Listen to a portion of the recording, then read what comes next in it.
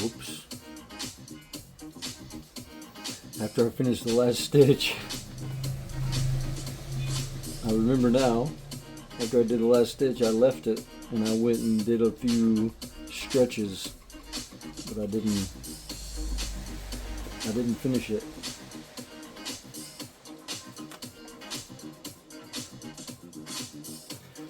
All good.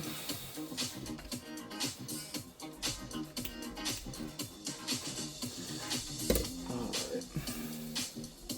I was like, why is there a thread already over there?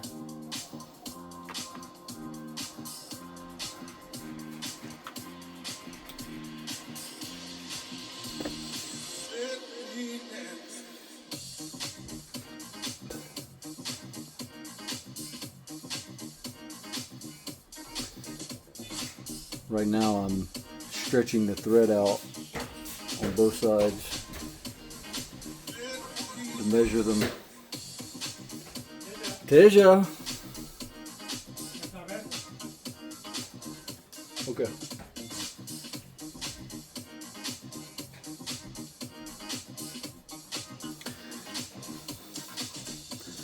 The top needs to be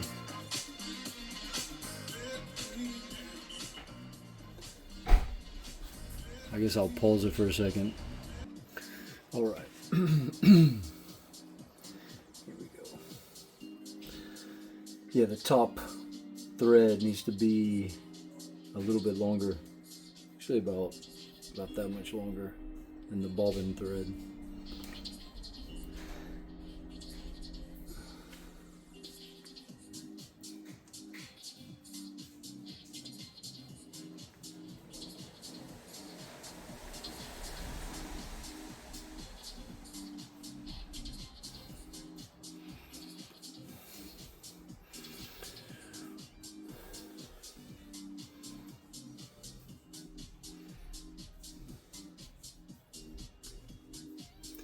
It's going to be long.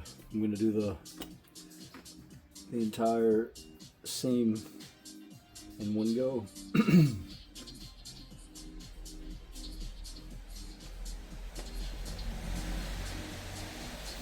Let's see how it goes.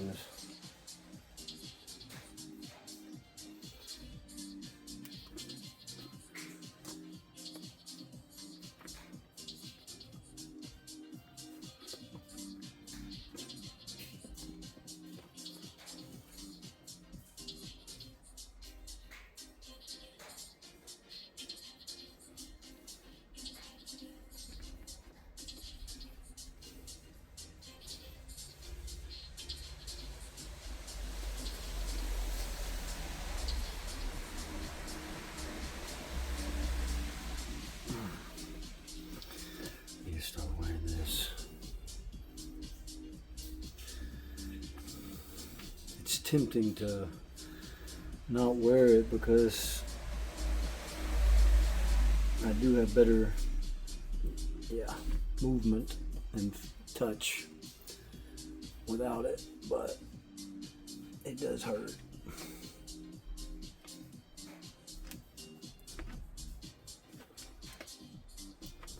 And if I pay attention, I can do it with this.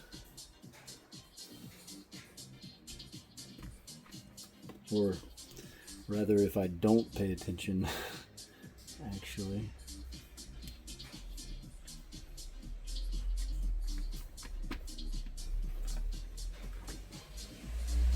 Like that time I lost the grip on the thread. I just did that little extra twist in a way that brings the tension back. I mean, from what I've just very briefly read, I guess that's pretty much how the sewing machine works. You have a complex sort of setup inside the machine that can be adjusted for tension. I don't really know the details about it though. I don't really know how that works. I'm definitely going to check it out. It seems like it's probably something like gears that can be adjusted, you know, like a, you know, low gear, high gear on a motorcycle. 1, 2, 3, 4, 5, if you got it. It even said it's like usually, what did it say, 0 or 1 to 9, and it said that more robust industrial machines can maybe have some more control, perhaps, over the tension.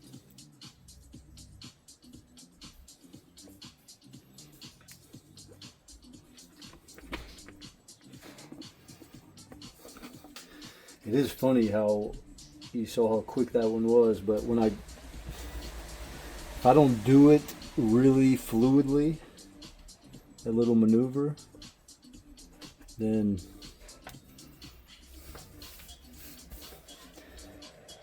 it really doesn't stick. I don't keep the tension. I don't really know why or what, but it's somehow,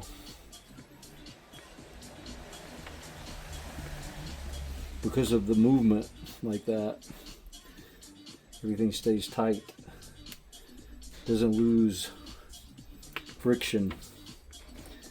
I don't know if you heard that little pop, but that was my callus hitting the tip of the needle. It kind of dragged on it and went, kind of pulled the needle a little bit, just barely having some friction, because I got a little too close on that move just then, and the needle, and I hit the needle. I guess in a way, I kind of make this look easy, perhaps, because I've done it so many times, but probably, if you weren't familiar, well, the same way I was. I mean, when I first started, granted, I wasn't even aware of anything, so I was just puncturing myself left and right. I think somebody a little bit smarter could probably maybe get through that a little easier. Maybe they'd have to go slower, or I don't know. I mean, it is really a little bit of an art that, yeah, I mean, some people might pick it up quick, but it's like me with playing the guitar or learning languages. I am not very good at it, but for some reason I can do this. I tend to think I like very simple things that I'm good at. That's what I like. Which is kind of funny. Like the path of least resistance, in a way. No wonder I like the idea of random luck, randomness, because I sure as hell wouldn't take credit for the path of least resistance.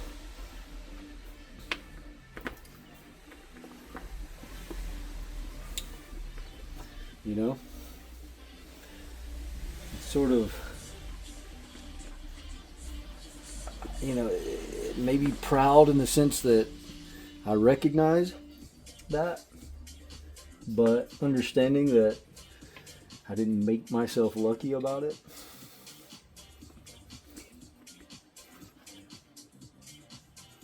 And when I say lucky, I mean somehow it all works. It's all working. It all continues. Yeah. It all continues. It's all working. There's less suffering than there is sort of joy.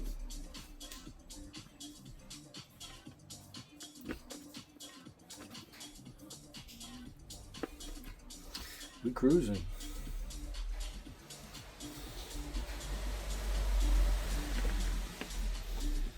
How many layers is this? So this would be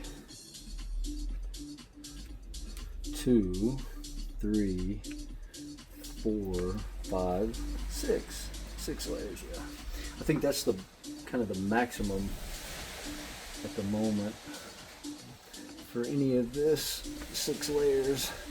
But 6 layers of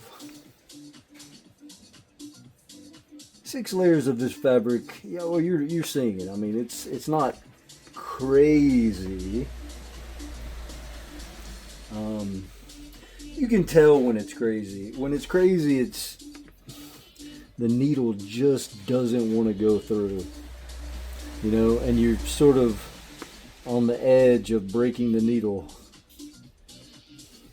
and you really have to be careful not to go like sort of lean one way or the other. It kind of needs to be straight.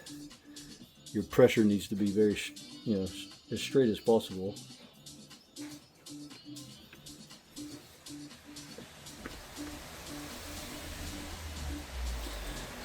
Let's see if I can move this. You know, like the way we used to do it. Let's see. This is just 2x.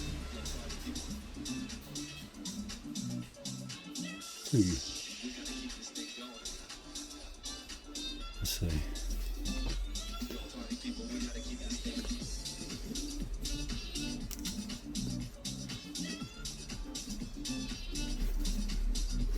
Pretty wild that this thing isn't dirtier.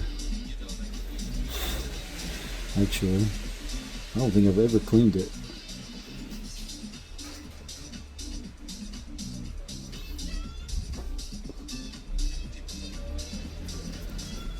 This is actually more layers right here because it's on the webbing.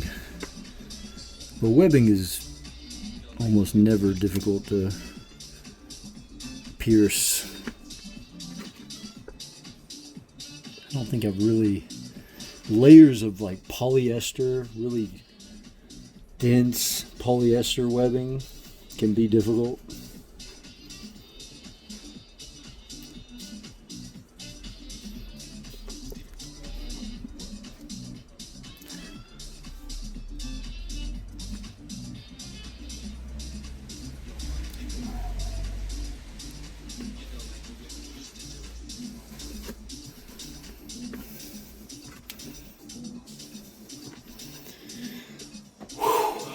Take a little breather.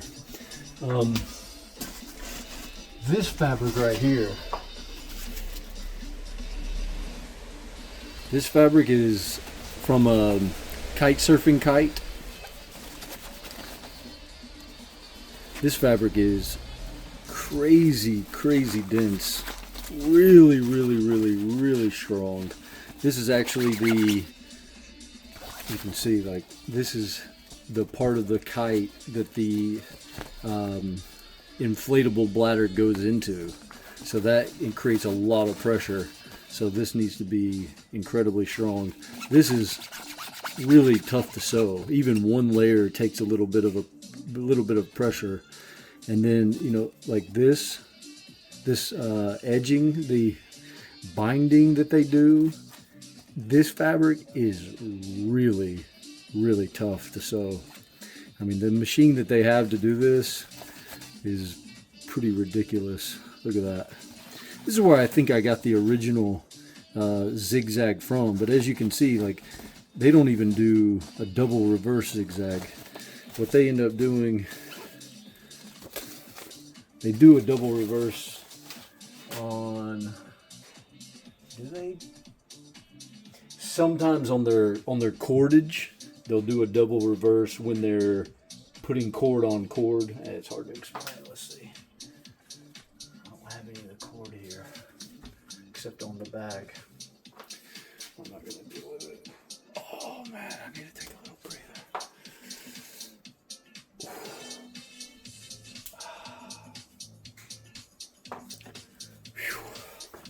I just had lunch about, what, half an hour ago. So, it's almost time for a little siesta. Right. I doubt that's going to happen. That's not really something that happens when I'm in the middle of sewing. I do think it's also the talking. Somebody might be like, yeah, shut up. No one's asking you to talk. Yeah, I agree. I'm really, again, I'm just trying something. I don't know what is the answer to any of it, but I'm trying. So let's see. Let's see. I do like Steve Beto's leatherwork. I really like watching his videos. A lot of times when I'm sewing, I'll watch him, and he does some nice commentary. He's pretty. He's just a laid back, cool guy, and he doesn't do any crazy things. He just talks, makes silly jokes. I don't think he ever gets really philosophical like I have already, but he's into other things. He likes his car, he likes his leather shoes, he likes this, that. I think we'd have a nice chat. He does like really strong coffee, which I also like really strong coffee. Really good strong coffee.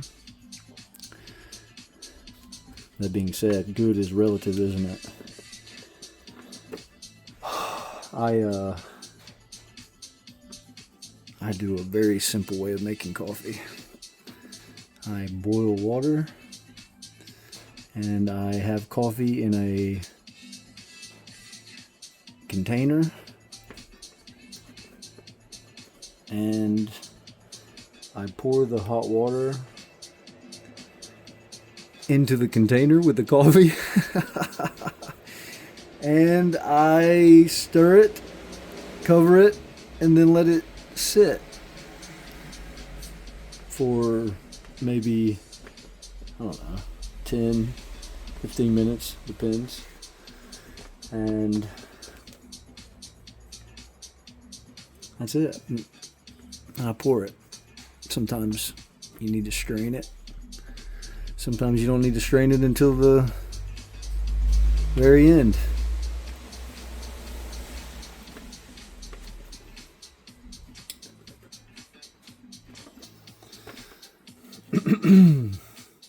I don't know.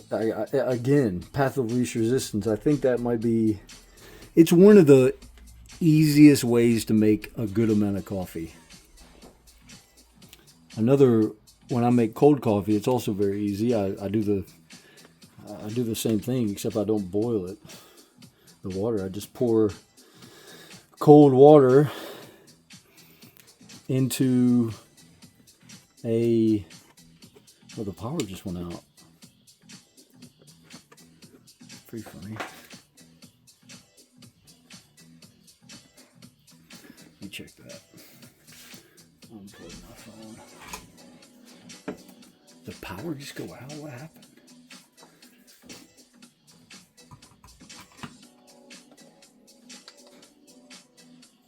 Oh, it's back.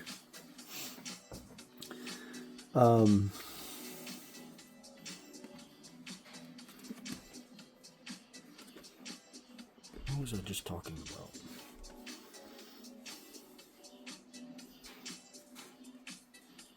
What was I just talking about? I don't even remember. I think maybe I am losing my mind. What a journey, getting older. What a journey.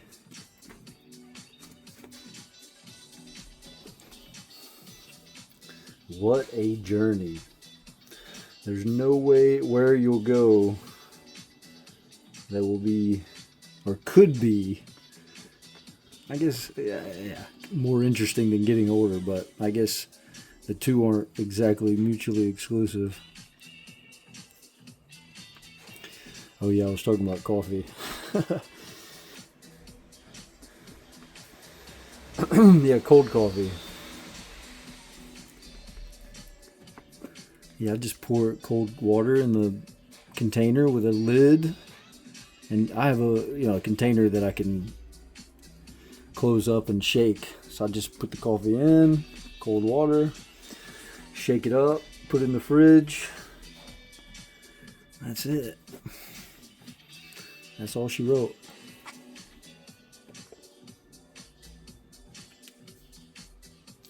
Let it sit in there for a day, at least 12 hours. And then, yeah, I mean, that's, if you really want really intense, caffeinated, smooth coffee, doing cold coffee like that is the best way to get that. I think it's one of the best ways. You can just get it really, really intense. I don't know. Maybe there's something about it. The way it extracts, that sort of keeps it all intact. It probably is something like that. And of course you're not burning it. You're not heating it up, so that's helpful for maintaining the balance and perhaps the character of the bean. I don't know. I know there's definitely different temperatures that they get to that brings out aromas and things like that. So this is definitely not that, so it's got to be something different. Excuse me.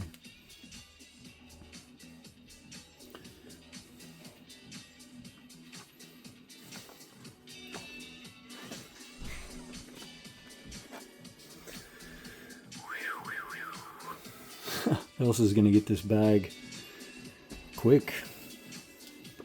Yeah, I guess it'll take about the same amount of time that I did. Kind of feel like it's going quicker because I'm being sort of distracted a little bit with the video.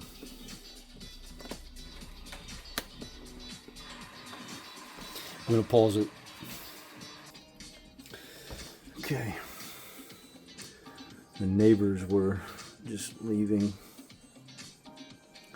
Kind of, it's quite loud. Not crazy loud, just annoying a little bit on video. Wonder if you can see that when I lick the thread. I don't have to do it every time, but when I do, I like it.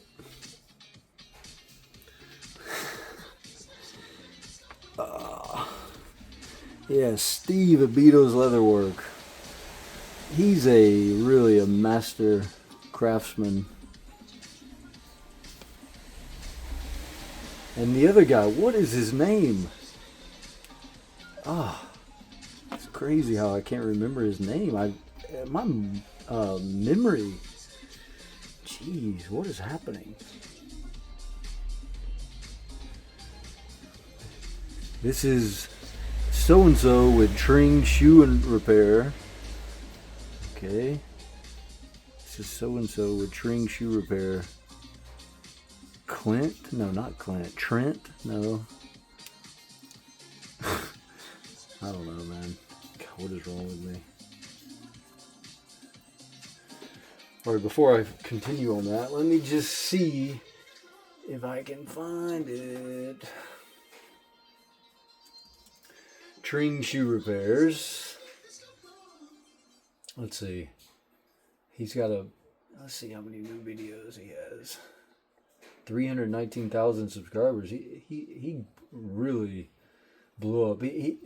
One thing that he does is good is he's very consistent with his videos, and he's good with his thumbnails, and he's good with his music, and he's got a little, what I've noticed is people will get these little sort of little MOs about how their videos go, and I feel like the ones who do that and get like they end up being good MOs, you know, certain music you do at certain times, certain little things. I think somehow people like that a lot. Anyway, let's see what his name is. How's it going, ladies and gents? Welcome back to the Drink True Red channel. As always, I'm Dan. Dan the Cobbler. Dan the Cobbler. That's hilarious. They also usually have intros, which is, you know, kind of gives it this entertainment feel, you know. That being said, usually also when you go back to the beginning of people's channels, they're usually really basic. You know, they don't have any of these things. So people tend to grow into that. I don't know. Not everyone, obviously, but some people do. All right, I'm almost done with this scene. It's extremely popular and in lots of my older original videos, and a lot of people know that this stuff has been extremely hard to get your hands on since they got taken over by another company. You can get it now. Man, this one leather company that they all get this really nice leather from got bought out by another company, and everybody was pretty upset. And then apparently they came back and they're trying to get it back going. I think it's called like JR Leather. Dan the Cobbler.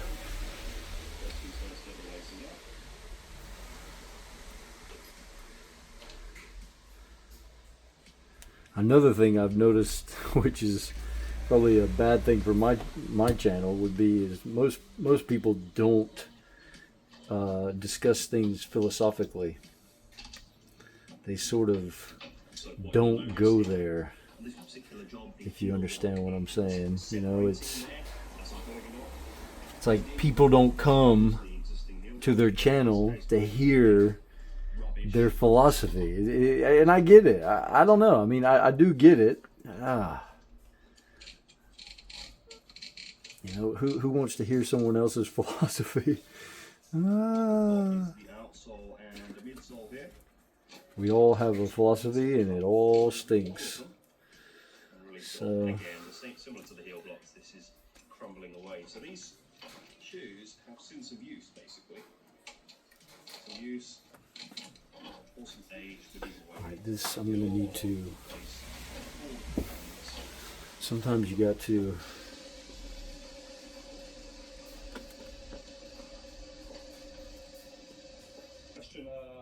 Last week I said, why cork filler and not cork sheets? Why not cork filler and not cork sheets?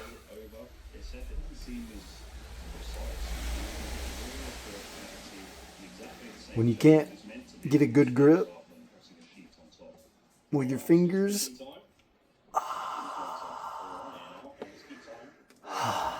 Yes. You know, sometimes like there, it's just a bit too tight to the point it's very likely you're gonna get poked pretty good. So it's kind of not worth it. And with these sort of needle nose pliers, you can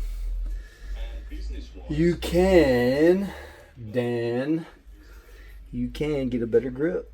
You can get closer to the needle without obviously worrying about getting punctured by the needle, because you will just be puncturing solid steel on the needle nose.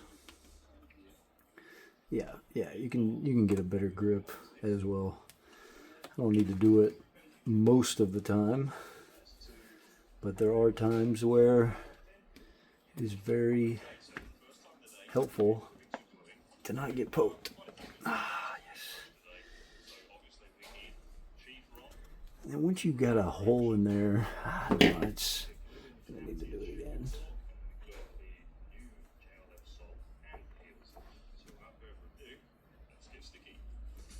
Let's get sticky.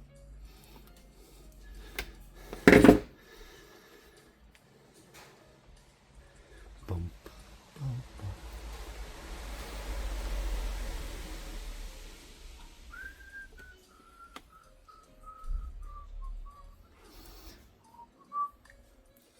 Boom.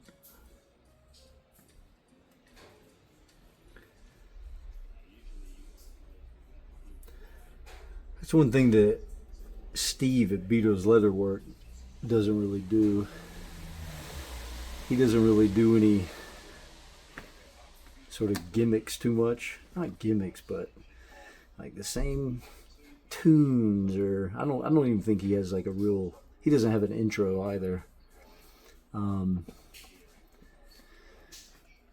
Yeah, he does like a coffee thing, but he was way ahead of this guy, Dan, because Steve is a real, like, I mean, he's a master shoe maker. Dan, I think, I mean, he's on his way. I mean, he's definitely on his way, and he is very good. I don't know about making shoes, though. I'm not so sure about that. But, yeah.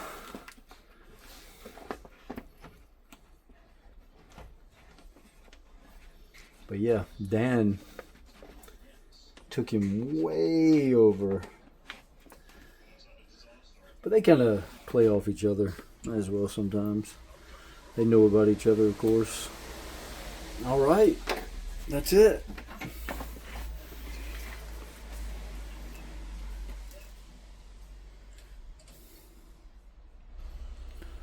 There we go.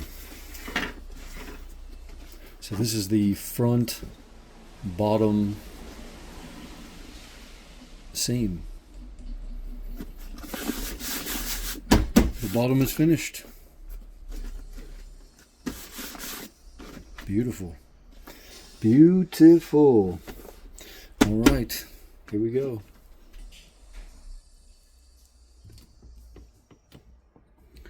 All right, so what do I want to do now? Now I'm going to prepare the next stage, the next part, which is the front the front sides. So this is the next part. I need to get this ready. This is pretty easy. There's nothing too crazy about it. Getting the front top edge lined up properly. Getting all this lined up. That's it. So I mean, that's it. 1, 2, 3, 4. I have 4 lines to do, or 2 double reverses. That's it. And we will be ready to flip it, which is good and scary in a way. When you flip it, like when you're ready to flip it and I flip it, when I flip it, it is not ready to, I mean, it's not done. So when you flip it and it's not done, it looks awkward. You're like, oh boy, did I just spend all that time making this? You know, it is a very strange thing that I didn't know about on the first time I flipped a bag. And I remember flipping it and just being like, oh man. And on that one, I had spent 2 months making the bag. It was the first one, and I just went so slow. And I was sewing an initial stitch to hold the fabric together. Then I was sewing 2 main stitches, and then I was sewing the binding on also. So I was doing way more stitching than I am now. And I remember flipping it out, and it was like this momentous event for myself, and Elsa was there, and even I think her mom was there, and I did it, and you could just tell like I was deflated. I flipped it, and I was like, what? You know, is this what I just made? You know, this is not what I had in mind, right? I didn't understand the process. Yeah, I didn't understand. I didn't know.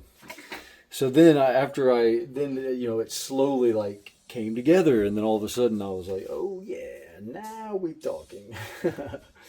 But now I know, but it still makes you nervous because, you know, it's kind of the first time you're going to see it, you know, right side out. Kind of have an impression, and you have a hope and a dream and all this wishing and hoping, but yeah, you don't know. Wow, look at that, man. How nice is that? So nice, man. Really nice. This is one of these bags, especially with this fabric and this, it feels, the way that these bags feels like, I would imagine, like a really high-end, you know, one of those Birkin bags and things like that, where they're just meticulously put together. And I mean, I know for those bags, I don't know about Birkin bag, but a lot of those like really expensive bags are done by insanely expensive machines.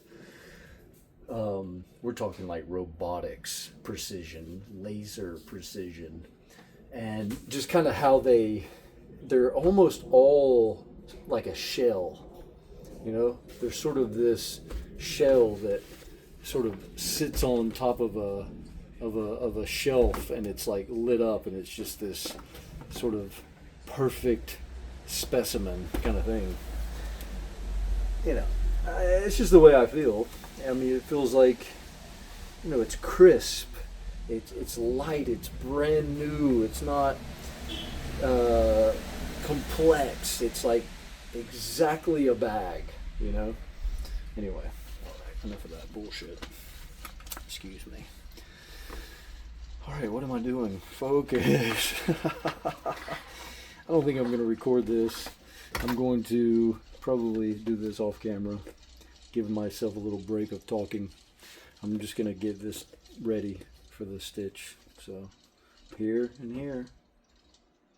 That's it. Also, something that happens is you have I have a feeling that I've missed something, you know, which is not a fantastic feeling, but it's often not true. Sometimes it is. Anyway.